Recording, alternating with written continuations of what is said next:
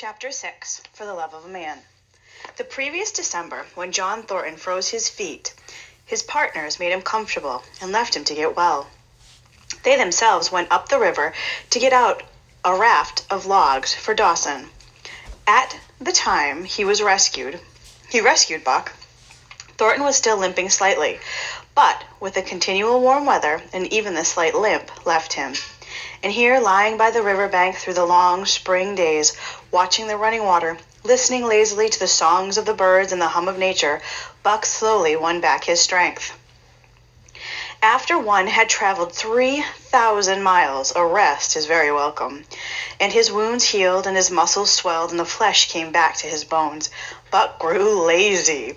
For that matter, they were all loafing, Buck and John and Skeet and Nig. They were waiting for the raft, which would carry them down to Dawson. Skeet was a little Irish setter, who early made friends with Buck in dying condition. Buck had not been able to resist her first advances. She had the doctor trait, which some dogs have. As a mother cat washes her kittens, so she washed and cleaned Buck's wounds. Regularly each morning, after he had finished his breakfast, she carried out her self-appointed task until he came to look for her care as much as he did for Thornton's. Night, equally friendly, was a huge black dog, half bloodhound and half deerhound, with eyes that laughed in constant good nature. To Buck's surprise, these dogs showed no feeling of jealousy towards him. They seemed to share the kindliness and goodwill of John Thornton. As Buck grew stronger, they lured him into all sorts of ridiculous games, which John Thornton himself could not keep from joining. In this fashion, Buck romped through his getting well and into a new existence. For the first time he felt love, genuine, passionate love. This he had never experienced at Judge Miller's down in the sun-kissed Santa Clara Valley. With the judge's sons, hunting and tramping, it had been more of a working relationship. With the judge's grandson, it was sort of a stuffy guardianship. And with the judge himself, it had been a stately and dignified friendship. But love that was feverish and burning, that was worship, that was madness, it had taken John Thornton to awaken. This man had saved his life, which was something. But in addition, he was the ideal master. Other men saw to their dogs for a sense of duty and good business. Thornton took care of his dogs as if they were his children, because he could not help it, and he saw further. He never forgot a friendly greeting or a cheerful word, and sit down for a long talk with the dogs. Gas, he called it, was a pleasant for him as for them. He had a way of taking Buck's head roughly between his hands and resting it on his own head of Buck, and shaking him back and forth. All the time he would call bad names at Buck, and that to Buck were love names.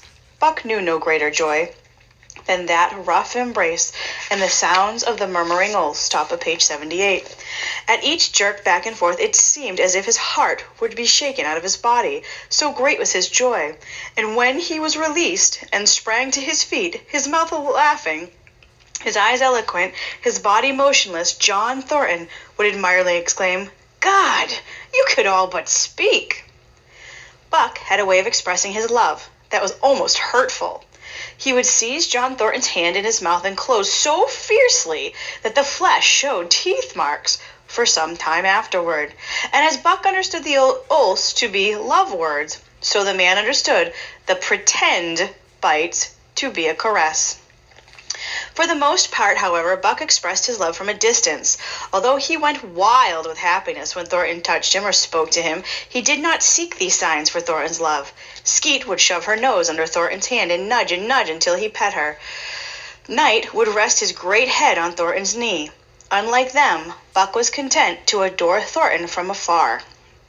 He would lie by the hour at Thornton's feet, eager and alert. He looked up at Thornton's face, studied it, followed each change of expression with the sharpest interest. Or he would lie farther away, to the rear or the side, watching the outline of the man and the movement of his body.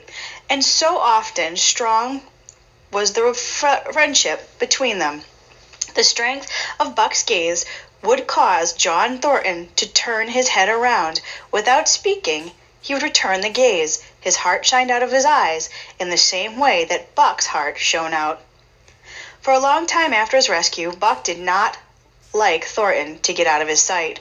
From the moment Thornton left the camp until he entered it again, Buck would follow at his heels. After the series of temporary masters that he had had since he came to the Northland, Buck was afraid that no master could be permanent.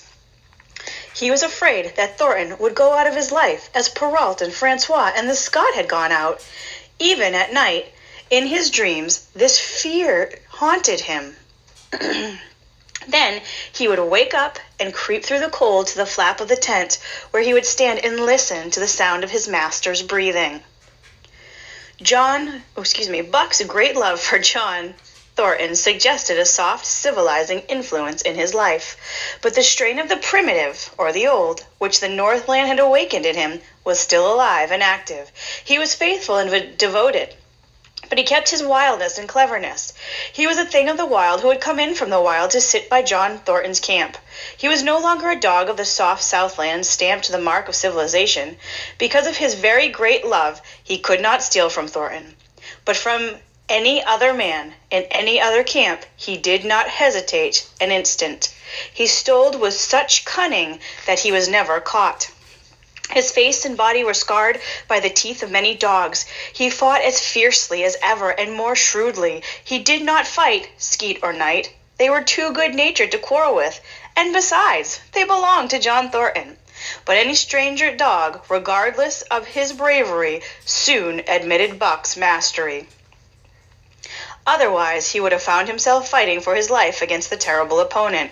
And Buck was merciless. He had learned well the law of the club and the fang, and he never gave up an advantage or held back from a rival he had started on the way to death.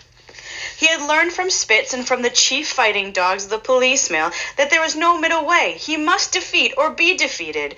It was weakness to show mercy, which did not exist in this primitive life. Mercy was understood or misunderstood for fear, and that kind of misunderstanding led to death. Kill or be killed, eat or be eaten. That was the law passed down from the beginning of time, and he obeyed it. He was older than the days he had seen and the breaths he had drawn. He linked the past with the present, and the eternity behind him throbbed through him in a mighty rhythm. He sat by John Thornton's fire, a broad-chested dog, white-fanged and long-furred. But behind him were the ghosts of all sorts of dogs, half wolves, half wild wolves. They tasted the meat he ate and thirsted for the water he drank. They scented the wind with him. They listened with him and told him the sounds made by the wild life in the forest. They directed his moods and his actions. They lay down to sleep with him, and they dreamed with him and beyond. They became what he dreamed about. These ghosts called so powerfully to Buck that each day mankind in all its ways slipped farther away from him. A call was sounding deep in the forest, mysteriously and thrilling. Get it? Call of the Wild. Whenever Buck heard this call, he felt driven to turn his back on the fire and the beaten earth around it, and to plunge into the forest and on and on. He did not know where he was going or why, but when he found himself at the soft, unbroken earth, in the green shades in the deepest forest, the love for John Thornton drew him back to the fire again. Thornton alone held him. The rest of mankind did not matter. Travelers would praise or pet him, but he was cold under it all, and sometimes would get up and walk away. When Thornton's partners, Hans and Pete, they're humans, arrived on a long-awaited raft, Buck refused to notice them until he learned they were Thornton's friends. After that, he put up with them, quietly accepting favors from them, as if he were the one doing the favors. They were the same kind of man as Thornton, living close to the earth, thinking simply and seeing clearly. By the time they swung the raft into the big eddies at the sawmill at Dawson, they understood Buck and his ways. They didn't insist on closeness such as they felt with Skeet and Knight. Buck's love for John Thornton, however, seemed to grow and grow. He was the only man who could put a pack on Buck's back. when they traveled into the summer. When Thornton commanded, there was nothing that Buck would not do. One day, after they left Dawson from the headway of the Titana, the men and dogs were resting on the edge of a cliff. The cliff fell straight away, straight down to naked bedrock 300 feet below. John Thornton was sitting near the edge, shoulder at his back, Buck at his shoulder. A thoughtless impulse seized Thornton, and he drew the attention of Hans and Pete to the experiment he had in mind.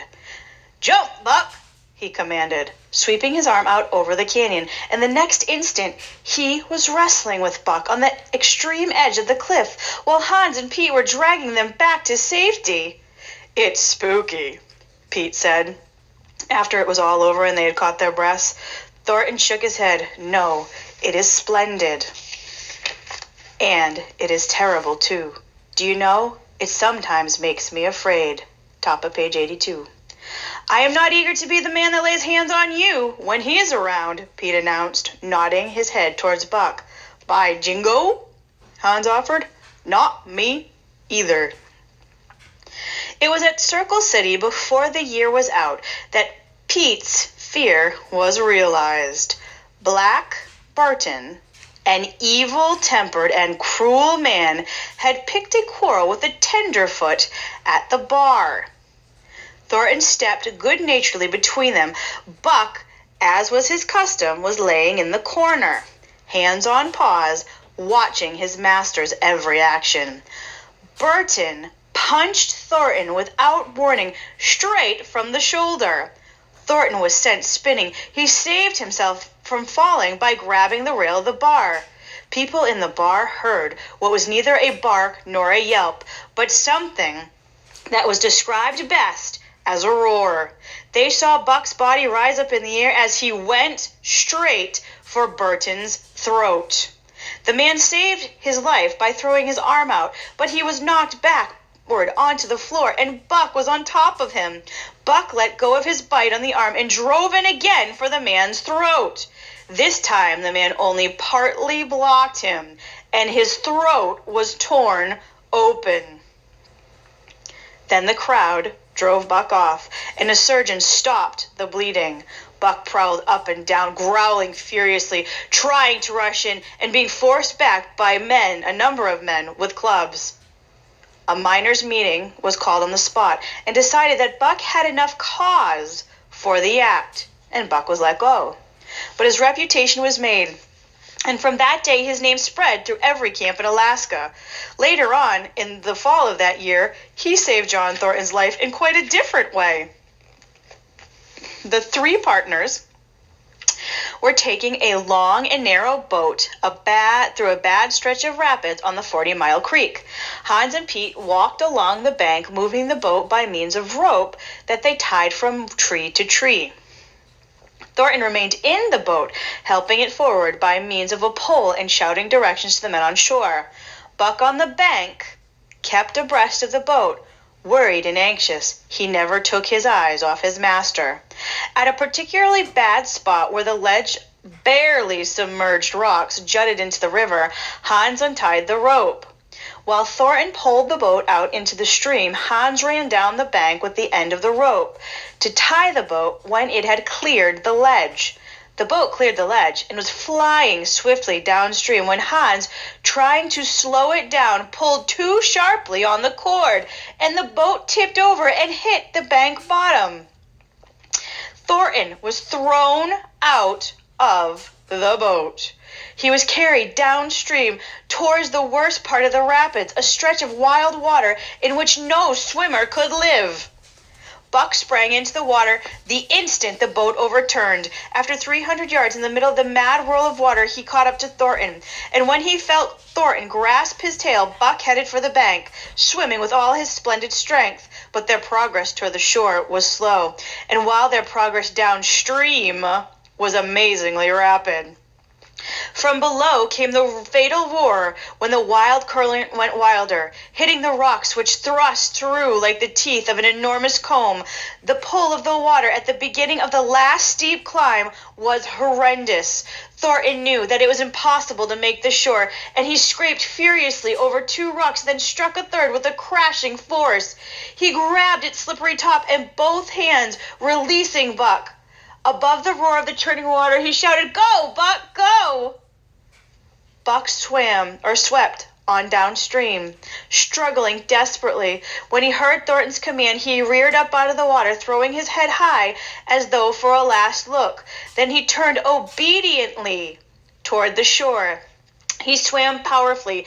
Pete and Hans dragged him ashore, and at that very point where swimming became impossible and destruction began. They knew that a man could cling to a slippery rock in the face of these driving currents for only a few minutes. They ran as fast as they could up the bank to a place far above where Thornton was hanging on. They attached the rope to Buck's neck and shoulders, being careful that it did not strangle him or get in the way of his swimming. Then they launched him into the stream. They're fishing with Buck. He swam boldly, but not straight enough into the stream. He discovered the mistake too late, when he missed Thornton by a few feet away, and he was carried helplessly past. Hans pulled on the rope, and as though Buck were a boat. Buck was pulled beneath the surface of the water, and he stayed there until his body hit the bank and he was pulled out. He was half drowned. Hans and Pete threw themselves on him, pounding the breath into him and the water out. Buck staggered to his feet and fell down. Thornton's voice came to them faintly. Although they could not make out the words, they could tell that his strength was almost gone. His master's voice acted on Buck like an electric shock. He sprang to his feet and ran to the bank to where he had jumped in before. Again the rope was attached and he had been launched. This time Buck swam straight into the stream. He had misjudged once, but he would not be guilty of it a second time. Buck held on until he was straight above Thornton. Then he turned and with the speed of an express train headed down toward him. Thornton saw him coming. As Buck struck him like a battering ram with the whole force of the current behind him, he reached up and closed both arms around that shaggy neck. Hans tied the rope to a tree, and Buck and Thornton were jerked under the water, strangling, suffocating, sometimes one on the top, sometimes the other, dragged over the jagged bottom, smashing against the rocks and snags. They were pulled into the bank. Thornton came to, face down. He was being violently pushed back and forth across a log by Hans and Pete. His first thought was for Buck.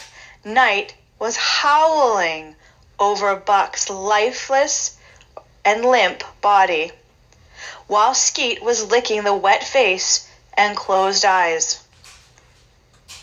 When Buck came to, Thornton felt carefully through his body, finding 3 broken ribs. "That settles it," he announced. "We camp right here."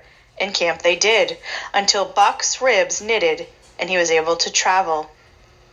That winter at Dawson, Buck performed another feat. This feat was not so heroic on the totem pole of Alaskan fame. However, it put his name many notches higher.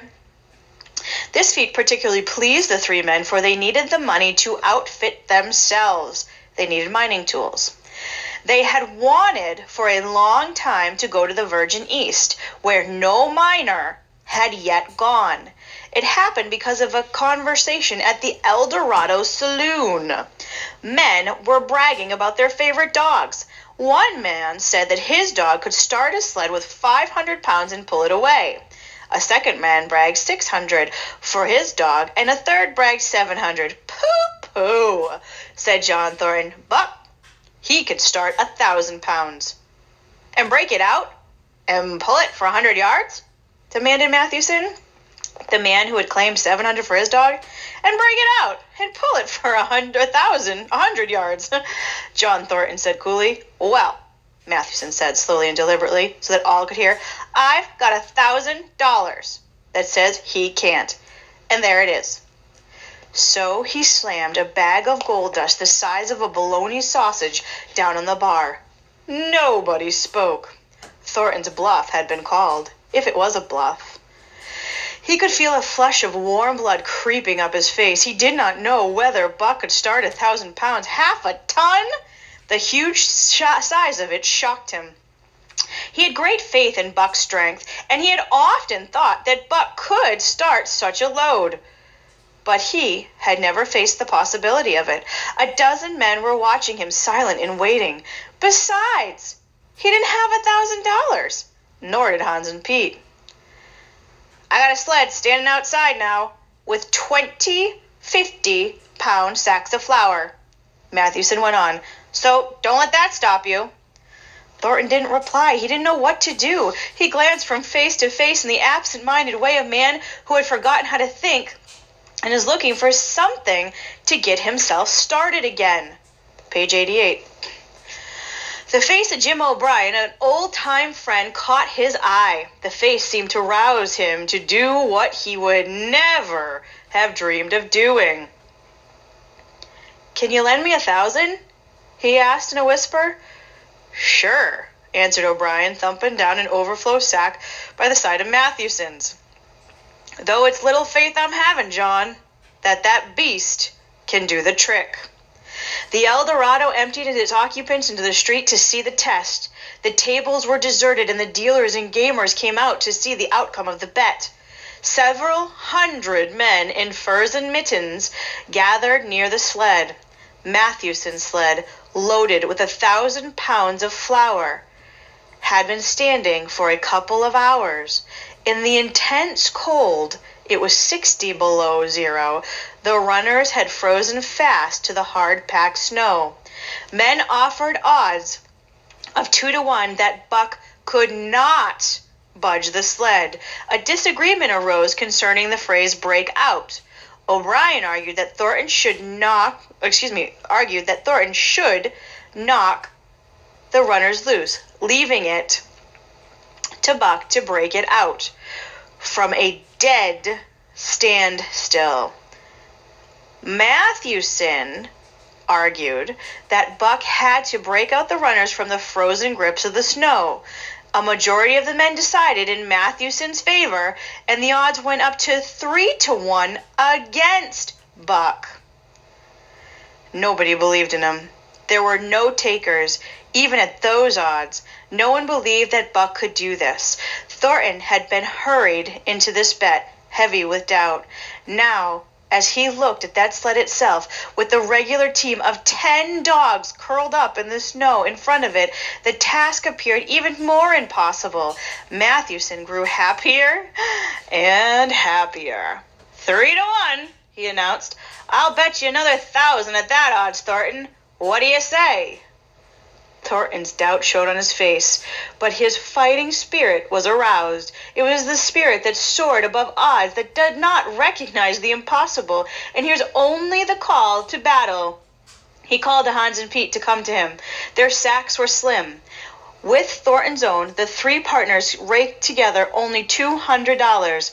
This was their total capital, yet they laid it without delay against Matthewson's $600. The team of 10 dogs were unhitched. Buck, with his own harness, was put into the sled. He sensed the excitement, and he felt that in some way he must be doing something great for John Thornton. There was a whisper of admiration at how wonderful he looked. He was in perfect condition, without an extra ounce of flesh. The 150 pounds that he weighed were so many pounds of grit and power. His fur shone like silk. His mane, which ran down his neck and across his shoulders, seemed half bristled, at rest though it was. It seemed to lift with every movement, as though extra energy made each particular hair alive and active. The great chest and heavy legs, were in great proportion with the rest of his body, and the muscles shone tightly beneath his skin. Men felt these muscles and said they were hard as iron, and odds went down to 2-to-1. God, sir, stuttered a man. I offer you 300, 800 for him, sir, before the test, 800, just as he stands. Thornton shook his head and stepped to Buck's side. You must stand away from him, Mathewson protested. Free play, plenty of room. The crowd fell silent. The only voices were gamblers, offering 2 to 1 without any takers.